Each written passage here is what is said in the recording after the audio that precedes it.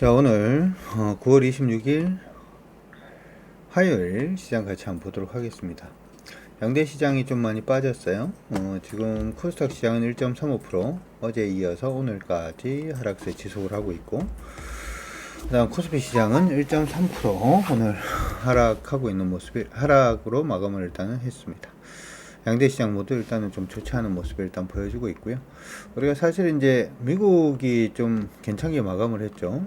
좀 반등을 좀 해주는 그런 모습을 일단 보여서 시장에서는 조금 기대를 했던 부분도 없지 않아 있었던 것 같은데, 이런 기대가 일단 무참히 조금 오늘은 무너지는 그런 날이 아닌가 이렇게 생각이 듭니다. 오전에 이제 우리 시황 부분을 얘기를 해 드릴 때 이 얘기를 일단 했어요. 거래가 일단 동반이 일단 반등을 하는 모습인데, 일단은 거래가 그다지 많지가 않았기 때문에 의미가 좀 많이 좀 사라지는 것 같다 이런 말씀을 일단 해드렸고, 일단 그래도 우리 시장은 좀 오르기를 기대했습니다만은 그렇지 않은 모습을 일단 보여주고 있습니다. 우리 시장하고 미국 시장이 완전히 같이 가는 그런 모습은 아닙니다만은, 내일 새벽에 마감하는 미국 시장은 13,132포인트가 깨지지 않을까 이런 생각이 들고, 우리 시장은 미국 시장보다 좀 먼저 움직인다라는 개념도 좀 있어서 그런 부분도 일단 있습니다. 나스닥 시장에서 이제 반등은 해주는 모습은 일단 보였지만, 사실은 시장 안에서 이제 보여주었던 악재 부분이 해소되는 모습은 일단은 뭐 거의 보이지 않았다 이렇게도 생각을 해볼 수 있을 것 같고, 그런 부분들이 시장에서 방향성을 계속 보여주고 있는 모습이 아닌가 이렇게도 생각이 듭니다. 자, 어찌되었던 미국의 이번에 9월 30일, 10월 1일에 있을 셧다운 부분이 어떤 식으로 갈지 그런 부분도 한번 체크를 해봐야 될 것 같고요. 그리고 이제 미국 시장이 지금 반등은 했습니다만은 조금 긴 모습으로 보면 시장의 추세가 그다지 안정적이진 않죠. 이번에 반등할 타이밍이긴 한데, 이번 반등할 타이밍 자체도 무너지면 좀 많이 힘들어질 수 있다 이렇게 생각은 하고 보시면 좋을 것 같습니다. 문제는 국내 시장인 것 같은데요. 최근 들어서 미국의 디커플링보다는 저는 뭐가 좀 더 무섭냐 하면은, 이게 좀 무서워요. 최근에 이제 환율 흐름을 좀 보게 되면 환율이 무섭게 치고 올라가는 그런 모습이 좀 보여주고 있습니다. 여기 지금 원달러 환율 그래프부터 한번 보도록 하면, 원달러 환율 부분은 최근에 이전에 그 강하게 나름 환율 방어선이라고 생각을 했었던 환율이 이제 1344원 정도가 됐는데, 1344원을 그냥 뚫고 올라가는 모습이 일단 있어요. 이런 부분은 좋지는 않죠. 특히 이제 외국인들 같은 경우에는 환율이 이렇게 좀 약세 움직임을 보여주게 되면 우리 시장에서 사기가 굉장히 애매해집니다. 사기가 굉장히 좀 애매해지는 그러한 부분이 일단 있는데, 어찌되었든 환율이 계속해서 좀 약세로 가고 있다라는 부분은 사실은 좀 긍정적이지 않다 이렇게 생각을 해볼 수 있을 것 같고요. 요 흐름이죠. 자, 크게 놓고 보도록 하죠. 최근에 환율이 지금 보시는 것처럼 1217원까지 일단 하락을 했다가 최근 가파르게 올라오고 있는 모습이고, 예전에 이제 환율 방어라고 할 수 있는 여기 부분이 계속 방어가 되는 모습이었는데, 오늘 부분은 여기도 일단 뚫고 올라가는 모습이라서 상단 부분을 어디까지 열어놔야 되는지가 지금 조금 헷갈리는 그러한 과정이 와 있다 이렇게 생각을 하시는 것도 맞는 말인 것 같고요. 이번 환율은 중요한 포인트 자체는 1337원 80전 정도 되는 것 같습니다. 이거 끼지 않으면은 시장 불안은 계속 좀 이어질 수 있다 이렇게 생각을 하는데, 특히 그 부분에서 좀 중요하게 생각하는 부분이 바로 위에나 환율입니다. 최근에 위에나 환율이 심상치 않아요. 산업 생산이라든지 하는 부분은 좀 나아지고 있다라는 얘기는 일단은 보이고는 있습니다만은 7.3위안 7.3위안을 지금 뚫고 올라가려는 그런 모습을 일단 보여주고 있습니다. 이것도 지금 보면 5년 내의 차트를 일단 보여드리고 있는데, 5년 내 위에나 약세가 이렇게 약세로 가는 경우는 없었는데 지금 너무 약세 움직임으로 많이 지속이 되고 있는 모습도 보여주고 있습니다. 사실은 위에나가 약세로 가면 중국도 마찬가지예요. 중국도 마찬가지로 그 수입 물가 인플레이션, 수입 물가가 높아지는 경향이 생기죠. 수입 물가가 높아지면 어떤 일이 발생을 할 수가 있냐 하면, 위안화를 이제 강세로 만들고 싶어 할 거잖아요. 그렇죠? 위안화를 강세로 만들려 그러면 어떻게 해야 되냐 하면, 중국이 가지고 있는 미국 국채를 팔면 뭐가 생겨요? 달러가 생기죠. 미국 국채니까 팔면 달러가 생길 거고, 이거 팔아가지고 만들어진 달러를 가지고 뭘 사는 거야? 달러를 팔면서 위안화를 사는 거죠. 위안화를 사면 위안화가 강세로 가겠죠. 달러를 이렇게 팔 가능성이 굉장히, 이건 어떻게 보면 엔도 마찬가지고, 저번에 얘기를 했죠. 요번에 보면은 달러 인덱스가 강세인데, 달러 인덱스가 강세를 보여주고 있죠. 이건 한번 보여드릴까요? 달러 인덱스 강세도 한번 보여드릴게. 미국 달러 지수를 보게 되면 강세 움직임을 조금 지속을 하고 있는 모습을 보여주고 있어요. 커피 한 잔 마시고. 왜 커피를 마시나요? 빨리 안 바뀌어서 기다린다고. 커피 한 잔 마시고. 지금 이게 이제 달러 인덱스인데, 달러 인덱스가 여기 요즘 계속 강세예요. 미국 달러 인덱스를 보면 계속 강세로 가고 있는 모습이 좀 보여주고 있습니다. 이거 한번 보도록 하죠. 달러 인덱스가 지금 계속 이렇게 강세로 가고 있잖아요. 그렇죠? 달러 인덱스가 강세로 가고 있어요. 달러 인덱스가 강세로 가면 사실은 아까 얘기할 때 이거 얘기도 했었죠. 일본도 어떻게 된다고요? 일본이 지금 양적 완화한다 이렇게 얘기는 했는데, 양적 완화는 하더라도 일본이 계속해서 자기 물가 올라가는, 일본이 뭐 달러 인덱스가 강세, 그러면 엔화가 약세죠. 엔화 약세면은 일본의 수입 물가가 올라간다. 요거 방어하는 데서 한 가지로 할 수 있는 게 금리라고 얘기를 했는데, 그렇죠? 금리라고 얘기를 했는데 금리가 안 되니까 금리는 안 건드린다고 얘기를 했잖아요. 그러면 일본도 할 수 있는 방법은 뭐냐면 미국 국채를 팔아요. 미국 국채를 팔고, 그럼 뭐가 생겨요? 달러가 생기죠. 달러가 생기고, 이 달러를 어떻게? 달러 팔고 엔을 사는 거니까 엔화가 어떻게 돼요? 그러면 엔이 강세, 이렇게 전환된다는 거죠. 그러면 지금 일본도 그렇고 지금 중국도 그렇고 둘 다 지금 뭐 할 수 있는 거죠. YCC는 안 건드린다라고 요번에 얘기를 했으니까, 그 BOJ에서 얘기를 했어요. 오케이. 미국 국채를 그러면은 미국 국채를 팔면 어떻게 되나요? 국채 가격이 하락하죠. 국채 가격이 하락하면 국채 수익률은 어떻게 돼요? 이게 역외관계를 가지거든요. 가격이 하락하면 수익률이 올라가고, 수익률이 올라가면 국채 가격이 하락하는 겁니다. 그 수익률은 상승하겠죠. 그러니까 지금 10년 만기 미국의 국채 수익률을 보면, 미국의 10년 만기 국채 수익률을 보면은 올라가죠. 그러니까 얘들이 지금 올라가는 게 아닌가라고 저는 생각을 합니다. 이것도 지금 길게 보면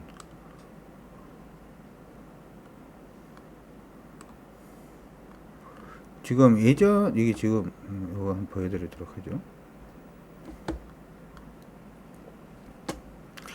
지금 4.5를 넘었죠. 4.5를 넘었습니다.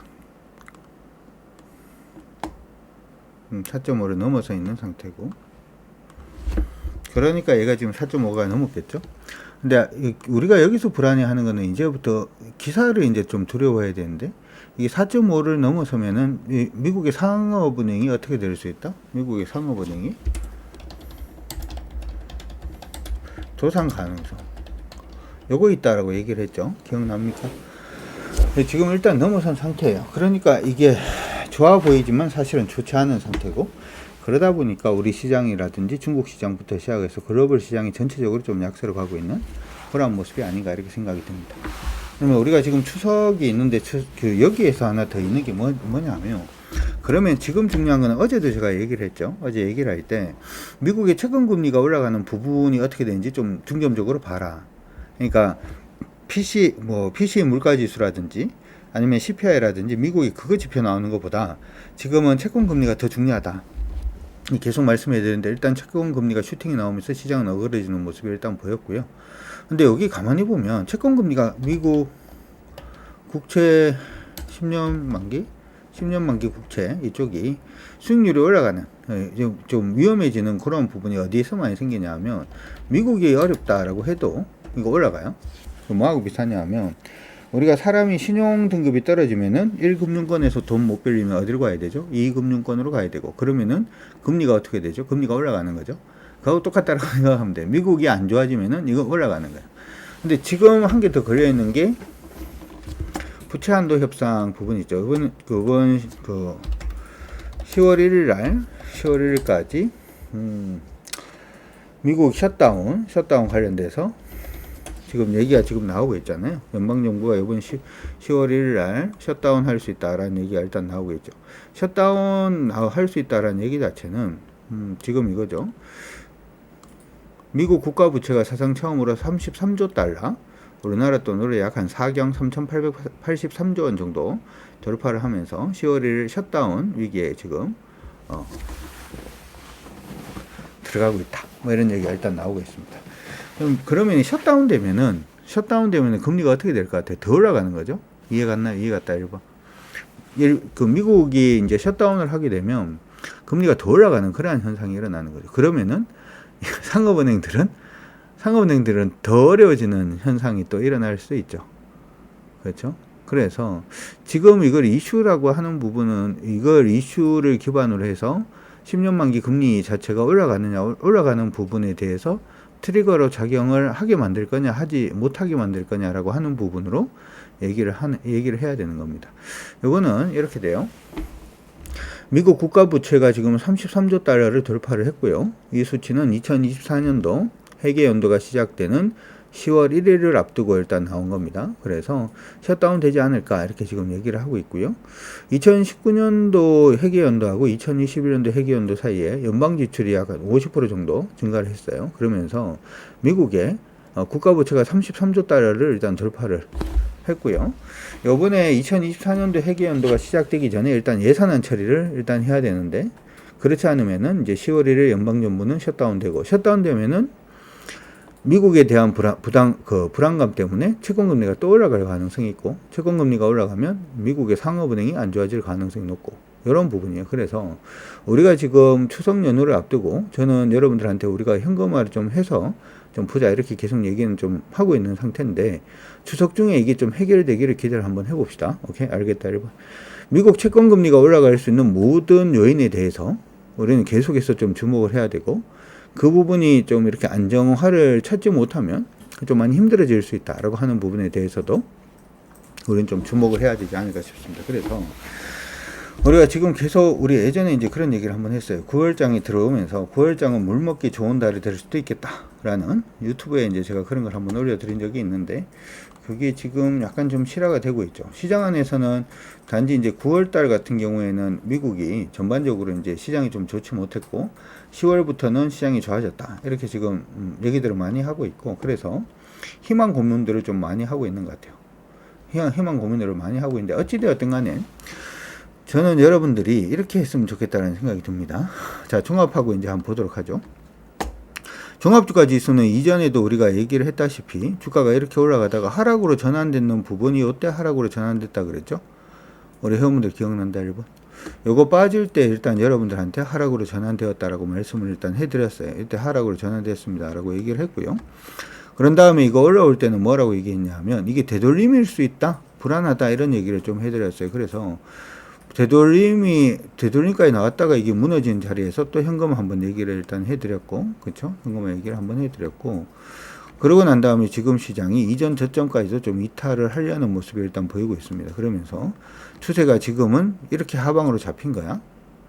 그쵸? 추세가 이렇게 일단 하방으로 잡힌 겁니다. 그러면 추세가 지금 이탈되고 하방으로 잡힌 자리에서는 반등 포인트는 피보나치로 잡죠. 그래서 피보나치를 또 잡아봅니다.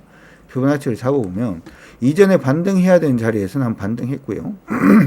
그리고 지금 다시금 무너졌죠. 다음번에 반등할 자리는 2423포인트 언저리입니다. 2423포인트 언저리, 2423포인트 언저리에서 반등한다. 지금 아마 추석 연휴 지나면은 반등할 가능성은 일단 있는 것 같아요. 2423포인트 언저리가 일단은 반등 포인트다 이렇게 생각은 하고 있으니까 기억은 해 두시고, 추석 지나면 반등할 가능성은 높아 보이는데, 주목을 해야 되는 것은 우리가 공격적으로 주식을 해야 되겠다라고 생각하는 것은 최소한 요건 지금 다른 색깔을 하나 그어 드릴게요. 중요하죠. 계속 주식을 막 갖다 붙인다 이렇게 생각하지 마시고, 요 빨간색 추세가 그어진 거 있죠. 요거 전환되기 전까지는 좀 보수적으로 한다. 안 해도 돼요. 요거 전환되면은 뭐가 나오냐 하면 주도주가 또 나올 겁니다. 단기 시장에 100포인트, 200포인트 정도 상승하는 부분에 대한 주도주가 또 나올 겁니다. 우리는 지금 시점에서 뭘 해야 되냐 하면 현금 들고 기다리다가 현금을 들고 기다리다가 그 타이밍이 나오면 그때 미친 듯이 하는 걸로. 그 시점 자체가 지금 내일 곧장 반등을 해서 올라올 수도 있고요. 아니면 추석 지나고 난 다음에 바로 반등을 할 수도 있고, 추석 지나고 하루 이틀 밀렸다가 반등을 할 수도 있고, 언젠지는 몰라요. 원래 이제 시장의 추세 전환은 어떻게 오는 거다? 도둑처럼 오는 거기 때문에 그런 겁니다. 어찌되었든 시장이 흐트러졌다라고 하더라도 시장 하락 추세는 맞고요. 반등을 해서 올라간다라고 할 때 보통은 100포인트, 200포인트 이상은 상승을 하기 때문에 거기서도 충분히 뭘 할 수 있다? 수익을 올릴 수 있다. 그 수익 자체를 우리는 한번 노려보는 전략으로 지금 전략 수정이 필요하다라고 하는 거 기억을 해 두시고, 코스닥도 마찬가지입니다. 코스닥도 지금 보면 우리가 추세가 깨졌다라고 얘기했는 지가 지금 꽤 됐죠. 우리가 중간에 막 수익도 이것도 내고 저것도 내고 하면서 여러분들이 잊으셨을 수도 있습니다만은 추세가 깨진 건 언제부터 깨졌죠? 여기부터 깨졌죠. 그렇죠? 이렇게 깨졌다라고 얘기를 했고요. 그 다음에 여기서 밑으로 떨어지는 패턴선이 있긴 합니다. 라고 얘기를 했고, 그 패턴선이 바로 요거죠. 그렇죠? 좀 바꿔보도록 하죠.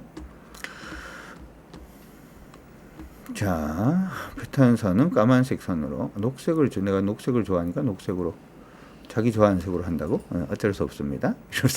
자, 그래서 이렇게 해놨기 때문에 요 근처에 왔을 때 뭐야? 이게 추세선에 부딪히는 자리까지 온 거죠. 그럼 여기 근처에 오면 뭐 해야 돼? 긴장해야 되죠. 그렇죠? 여기서는 긴장을 해야 되는 거고, 긴장을 한 사람들은 뭐 빠져나올 타이밍이 있었고, 그렇죠? 맞나요? 빠져나올 타이밍이 있었고, 지금은 계속 하락으로 가고 있는 중입니다. 그렇죠?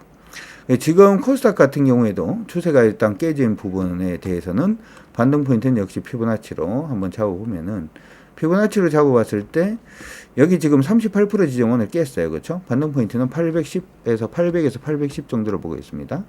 반등 포인트는 800에서 810포인트 정도로 일단 보고 있는 중이고요. 그 정도가 일단 반등 포인트가 될 것 같고, 그렇게 보면은 여기 보이는 요 폭 있죠? 요 폭 있죠? 요 폭이 지금 거래소든 코스닥이든 얼마 안 남았어요. 그래서 중요한 것은 여기서도 마찬가지로 반등을 하면은 첫 번째로 봐야 되는 부분은 위에서 밑으로 떨어지고 있는 추세 전환 먼저 체크를 하고, 추세까지도 전환되는 모습 보이면 여기까지는 반등이 가능해 보입니다. 한 가지 기억을 하셔야 되는 거는, 여러분들이 하락 추세로 갈 때는 아무리 발버둥을 쳐도 좀 힘든 경우가 많아요. 오늘 얘기를 해드릴 때 이렇게 얘기를 했어요. 시장이 하락으로 뻗어 내려가는 부분은 화난 거다. 이렇게 얘기를 했잖아요.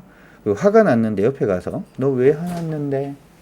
너는 화가 났니? 언제 풀어질 건데? 아, 저번에는 3일 만에 풀어졌으니까 이번에 또 3일 만에 풀어지나? 뭐 이렇게 자꾸 물어보면 계속 화냅니다. 그래서 그때는 어떻게 하고 있는 게 최고 좋냐면, 주식을 사거나 주식을 최대한 사는 부분은 자제를 하고, 시장의 기분이 좋아졌을 때, 다시 말하면 추세선을 전환하는 그러한 타이밍에서 공격적으로 또 주도주를 잡으면 여러분들이 손실 나 있는 부분 자체는 또 충분히 회복할 수 있는 시간이 옵니다. 단지 그 시간이 올 때까지 너무 급하지 않게 트레이딩을 하든지 아니면 기다리든지 둘 중에 하나의 방법으로 시장 대응을 잘해 주시기 바랍니다.